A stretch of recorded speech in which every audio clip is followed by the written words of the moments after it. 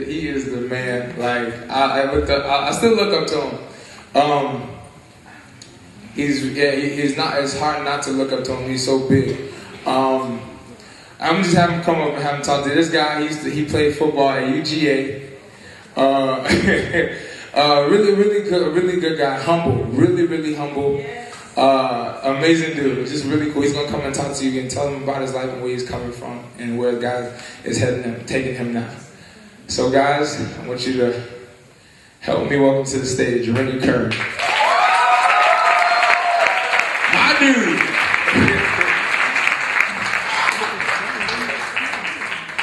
How's everybody doing tonight? Man, I just want to first just tell you, E, my little bro, thank you for just inviting me out. I didn't know what this event was going to be, and he just hit me up randomly like a week before and let me know, and I was like, man, I definitely can't turn this down. This is another opportunity for me to just share what the Lord is doing in my life. Anytime I get a chance, whether it's 5 people, 10 people, a football team, a church, I just love being able to share what the Lord has done in my life because I would not be here without Him. I stand before you guys as just a humble servant, I grew up like many kids out here having that dream. So many kids have a dream, whether it's to be a doctor, a lawyer, anything. My dream was to be a football player. I still remember the first day that I held that ball in my hands. I was about 8 years old, just walking down, my apartment complex, saw some older kids playing. I was like, hey, can I join in? They threw me the ball, and I just remember taking off with it and the light bulb clicking on. And that's when I knew God had blessed me with the gift that He had given me something. And just growing up, we moved out to Gwinnett when I was 10 years old. And I had an awesome Little League coach, took me to my first Georgia game. I just remember walking into that stadium and just saying, this is what I want to do. I want to be a Georgia Bulldog. Didn't know if it would ever happen. Didn't know if it would ever come true. But I just worked, and it wasn't easy. So many ups and downs. I was able to have an awesome career in high school. Was able to go to the University of Georgia, played there 3 years, All-American this, had so much successes. And by my third year at UGA, I had the decision to make. I had to decide on whether I was going to stay for my senior year and remain the team captain and keep, playing college football, or whether I was going to go to the NFL. At this time, my family was struggling. I had my little girl, my sophomore year. There's so many things, so many different obstacles that I had to think about. And I decided to make that jump to go into the NFL. At the age, I was 21 at that time. Just imagine. My whole entire life changed. I went from doing something that I loved from a child to stepping into that world of being a professional. I'm no longer just doing this for fun. This is now, you're talking about grown men. You're talking about guys who have mouths to feed, who have a family to take care of. It's a whole different level. Now I become my own business. I have to get an agent. I have to go see chiropractors now. I have to do so many other things that I never even thought about. I have to go through the combine. They put you through so much stuff. I feel like ESPN is such a joke because it hardly shows anything of what guys really have to go through. So I finally make it to draft day. Didn't know who was going to call my name. Didn't know if I was going to be out in California, New York, what. It's just at that time, all the years of hard work that you put in, that's when everything comes together. I ended up getting drafted 3rd round, going to the Tennessee Titans. And finally, I was like, man, this is what success must feel like. Everything seemed to come together. Life was good. I was able to take care of my mom. I was able to, donate money to my church. I was able to take care of my little girl. Life was great. Life was good. I went through the first season, played special teams. Got out there, got my feet wet. And then right after that season, the coaching staff ends up getting fired. 2011, the lockout happens. So much turmoil and turnover was going on in the NFL. And then before I know it, as the lockout ended, we get back into the season. New coaching staff comes in. I go through training camp. Just imagine spending 2 months grinding, 7 in the morning till 9:30 at night, nonstop. Going home, being in the hotel every day for 2 months. Only time I didn't even get to see my family, my little girl, nobody that whole entire time. Put in all that work. And at the end of it, the last day, I'll never forget, I'm back in my townhouse.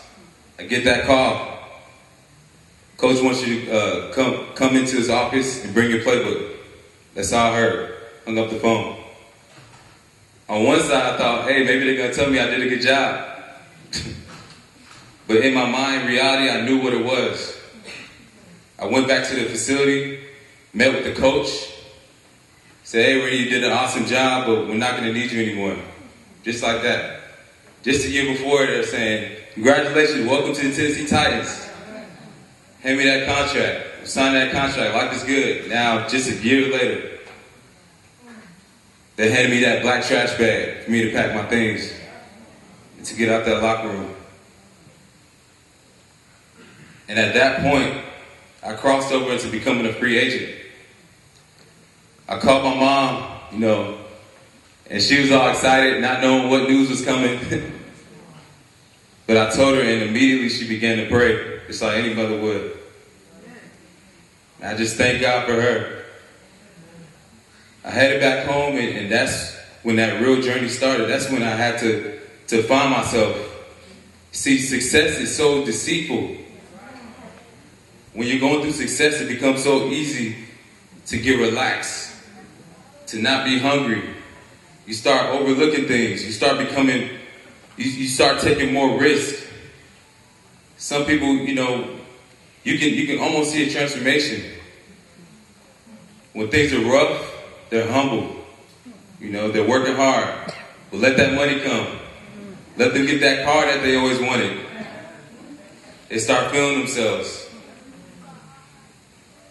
And then on the other side, the people even some of your so-called friends, they start to look at you differently. You start to get what I call leeches or vultures. The people who start to come that don't necessarily want anything from you. They don't want to pour anything into your life. They just want to take. They don't any longer see you as a human being. They see you as a dollar sign. They see you as an opportunity. I didn't even believe that there was a such thing as professional groupies. But there really are. There really are people out there, people out there that just waiting for you to slip so that they can eat. It's crazy. So going through this whole time, right after I got back home from being a free agent, I was going to pick up my little girl. Me and my girlfriend got into an argument. Just like that. She ended up calling the cops. We both ended up in jail that night.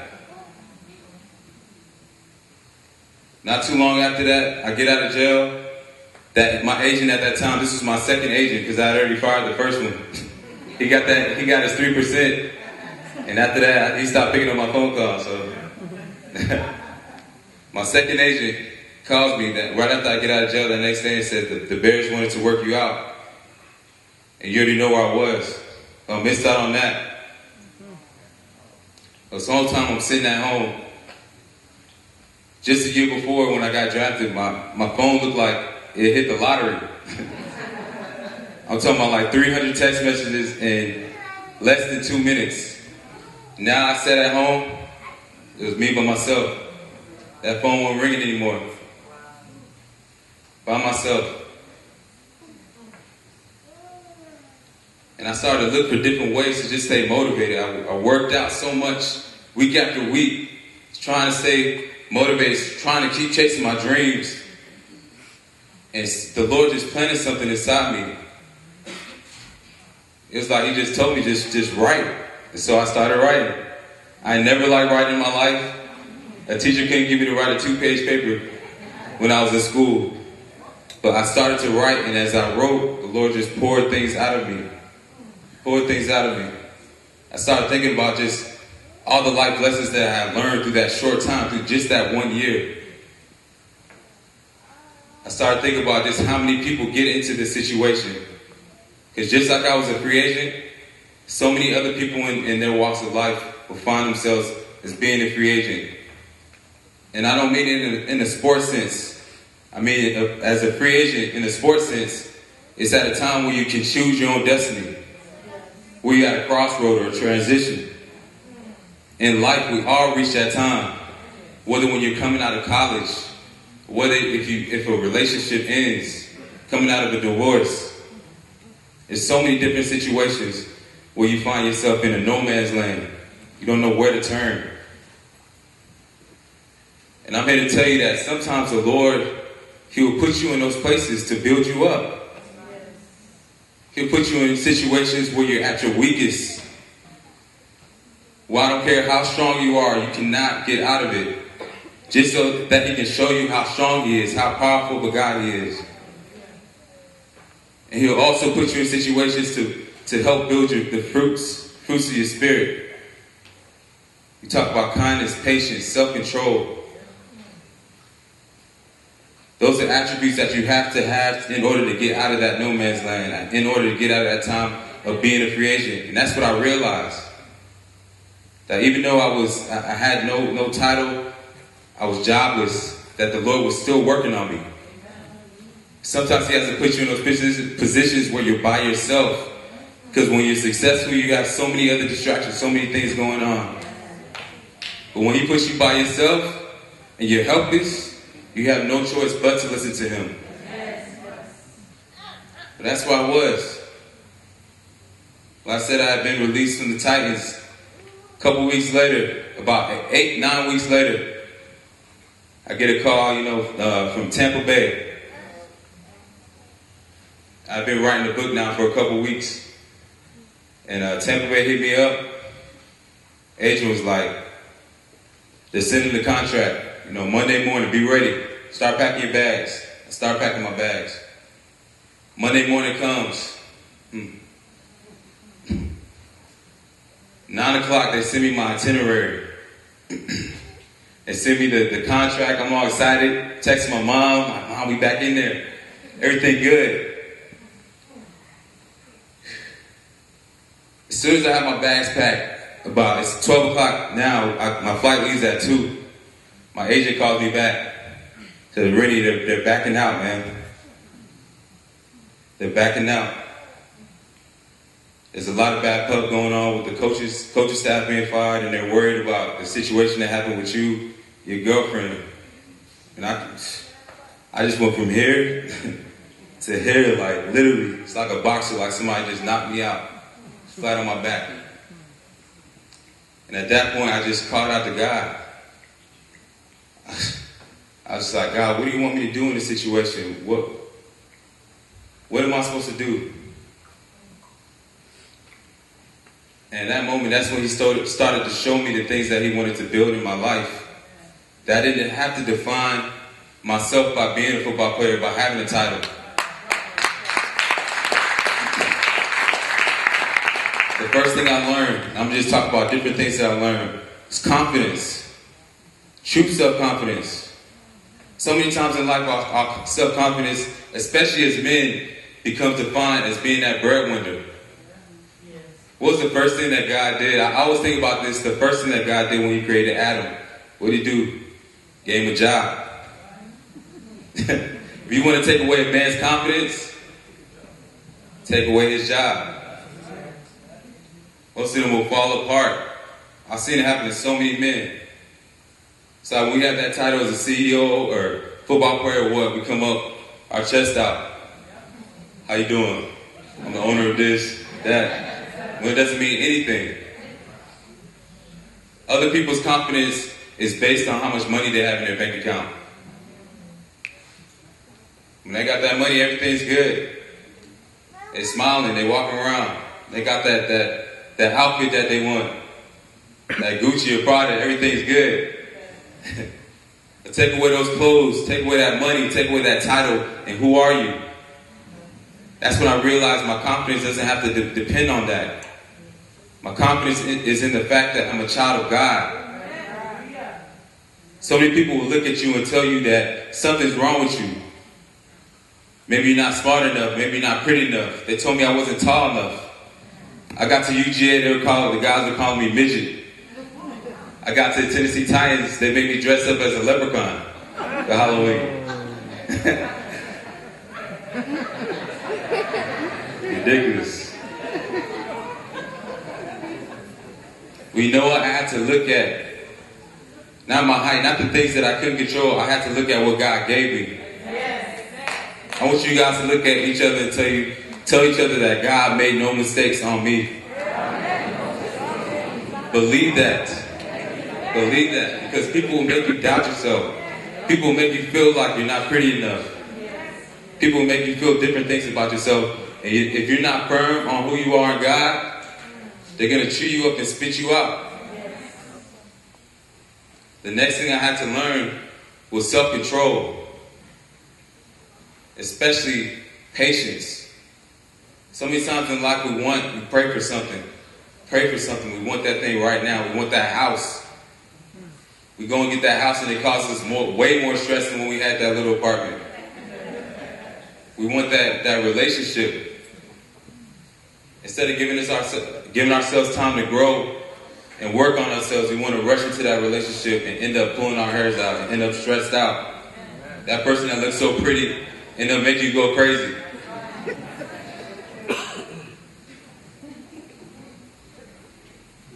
It's so important to just wait on God's time. As I sat at home just looking at, I had so many teammates that had made it to the NFL that are playing week out, balling, signing new contracts. I'm sitting there like, Lord, you gave me all this ability. Why am I sitting here? Why am I not playing right now, Lord?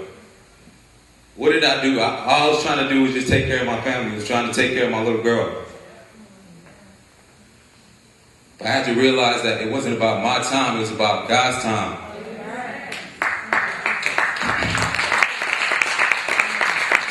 You never know why He does certain things. He doesn't work like us. Just because I wasn't playing doesn't mean God didn't want me out there. He could have been protecting me from something. He could have been saving me for a better opportunity. You just never know why God keeps certain things away from you. You gotta trust in Him and know that He knows best.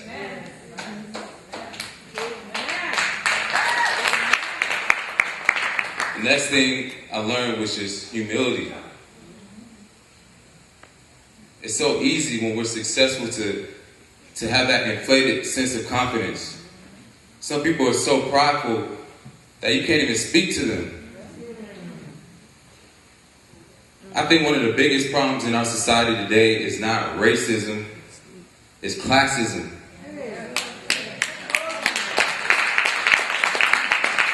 Some people, they feel like if you're not on their status, if you're not on their level, they don't have to acknowledge you. It's just sad. Because God made all of us from dirt. We're nothing. And as men, we're taught from young to always be strong, to never show pain, to never show weakness. When you get in times of uncertainty, times where you're in that no man's land, you have to be able to call for help. You have to be able to rely on something bigger than just yourself. I had to reach out to guys who had been through that similar situation. I had to put aside my pride and ask my mother to pray for me. I had to put aside my pride and get on my knees. Get on my knees.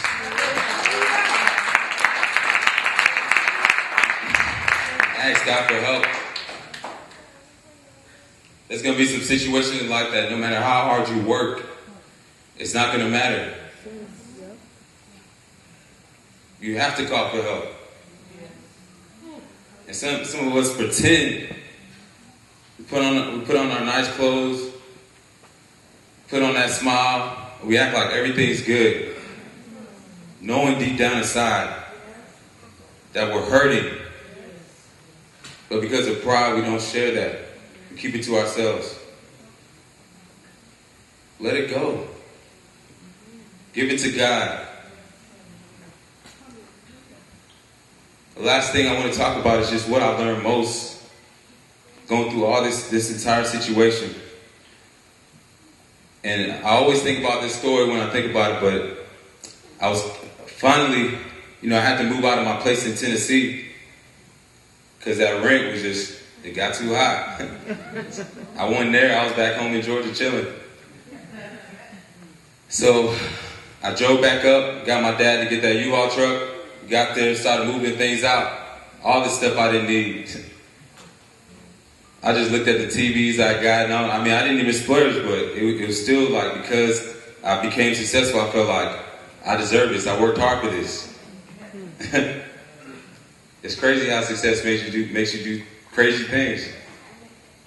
We're moving everything out, and I just remember, I felt so depressed. I was sad. I was like, man, all these dreams, all these hopes that I had. Now we're moving this stuff out before I could even get adjusted. We're driving back home to Atlanta, and I look back in my rearview mirror, and I just remember seeing that U-Haul truck, and just thinking to myself, what will happen to all this stuff if I die tomorrow? What good is all this stuff that I work for? It's going to go to my cousins. It's going to collect dust. Think about that. Think about all the things that you have acquired right now. Your job, the money, all the things that you stress about. Think about what good that's going to do you tomorrow if you pass away. I think about Paul Walker. Who knew? No matter how many successes he had, no matter how many games I win or lose, how many championships I win or lose, how much money I make, when it's my time, it's my time. No amount of money can buy me more time. I just thought about those things. I realized that even though I was jobless in that situation, as I look back in my rearview mirror, that the Lord has still blessed me with so much. He gave me a family. He gave me strong relationships. Those are so many things that we take for granted when we're going through failures. If you got a strong family, you are so blessed. If you got parents that are together, you are blessed. If you got a grandmother or a mother that prays over you at nighttime, you're blessed. The Lord doesn't make any mistakes. And those people who He places in your life, that teacher that might be giving you a hard time, that coach, whoever it may be, they're not there just by chance. That's it. There's way too many people in the world for it to just so happen that you just met this person. And then on the other side of it, there's people in your life that when you're going through failures, those are the people that you need to get rid of. The Lord will sometimes put us, just like when you're trying to apply for a certain degree, and you have to take a class, that might be that class where they root people out. That's the same way the Lord will put you through certain tests, so that you can root out the people that don't need to be there. That's when you're going through the test. That's when you're going to realize who your true friends are. You can't put your trust in man. Even sometimes your family will let you down. And that's when the most important thing came to me was just my faith. Faith is only built when you're going through adversity. It's not really hard to have faith when things are going good, when you got food on the table, when money's coming. That's not when you need faith. It's funny how religious we can become when things get rough, ain't it? As soon as that cop pull up behind you, see them blue lights flashing, start praying. You start bargaining with God. Lord, I give you this. I promise I won't do this again. You start making all type of deals and arrangements. I just say that to say that's when we need faith the most, is when we're going through those trials. And the only time it can be built is when we're going through those tough times. Just like me going into a weight room. There's no way I can say I'm getting stronger if I just am doing the bar by itself. Got to put some weight on there. Got to put some resistance on there. It's the same way in life.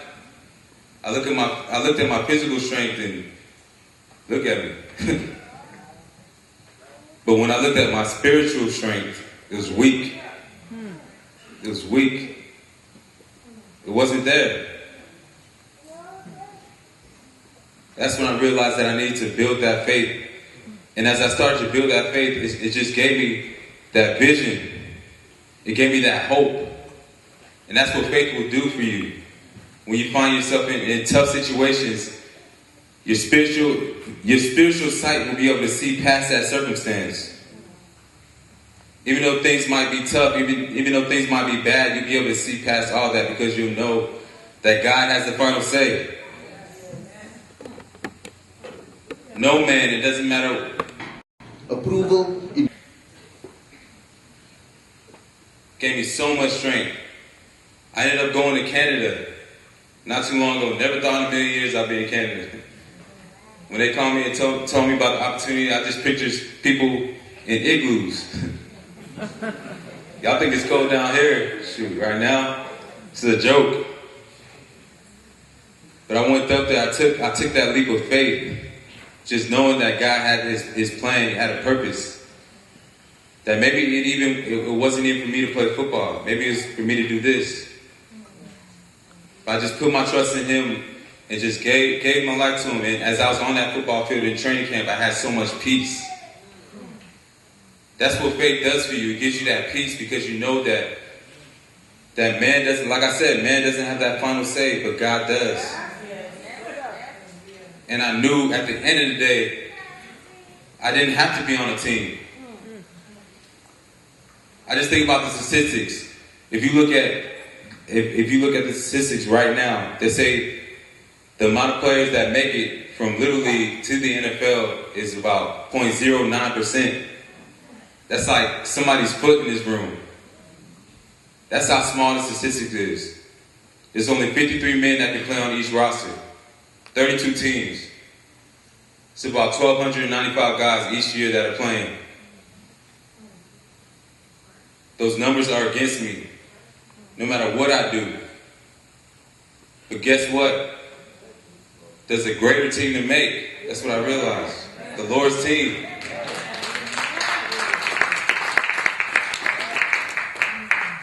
And on his team, there's no amount of positions that there's no limit.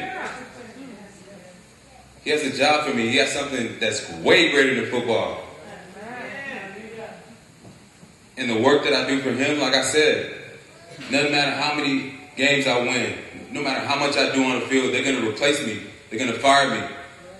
But at the end of the day, what I do for the Lord's team is going to last and be eternal.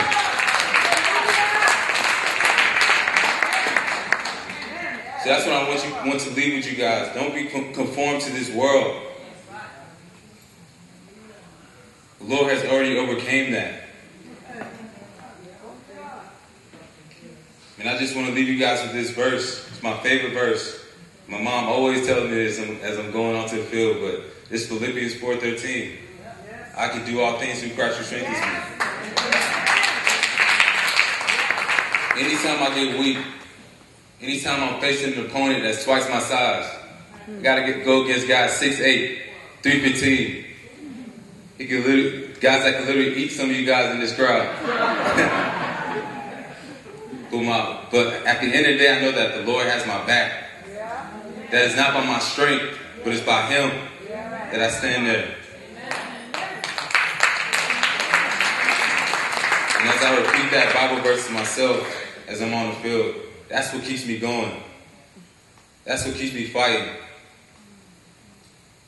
Giving God the glory.